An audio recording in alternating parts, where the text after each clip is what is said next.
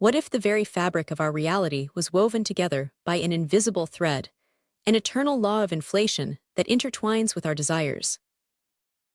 As we navigate through the ages, prices rise, currencies shift, and yet the quest for more remains an unyielding constant in human history.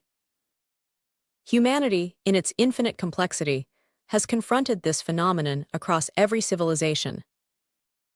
From the ancient Romans to modern economies, inflation serves as an unrelenting siren, serenading us with false optimism and relentless growth. But behind this facade lies a deeper truth, a truth shaped by the interplay of distribution and valuation, intricately knitting together the story of our existence. In the backdrop of our modern age, prices have risen inexorably. What once bought a hearty meal now barely affords a modest drink. Yet, despite thousands of years of observation and experience, we seem endlessly ensnared in this cycle of inflation. It resonates as if governed by a silent and unseen hand, a law that transcends mere economic reality. Why then do we keep repeating this pattern? Why do civilizations, regardless of their advancement, succumb to the same fate of rising prices and shifting value?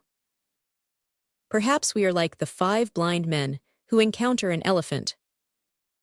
Each touches only a part of a much larger reality. Economists pinpoint central bank policies, politicians point to globalization. Consumers direct their ire toward corporations. Yet, few step back to see the entirety of the picture that reveals inflation's profound connection to human nature. At the core of this phenomenon lies our insatiable desire for growth, our primal fear of scarcity, and an ever-hopeful optimism that propels us forward. This is not merely an economic dilemma. Rather, it reflects our deepest ambitions and anxieties. Money becomes not just a metric of worth, but a mirror reflecting the state of our collective souls. This brings us to a fundamental dichotomy that demonstrates how we can begin to understand the complexities of inflation. Civilization, with its intricate interdependencies, is ultimately governed by 2 forces: distribution and valuation. Every aspect of our lives, economic, political, cultural, traces back to how value is distributed and what we collectively hold as valuable.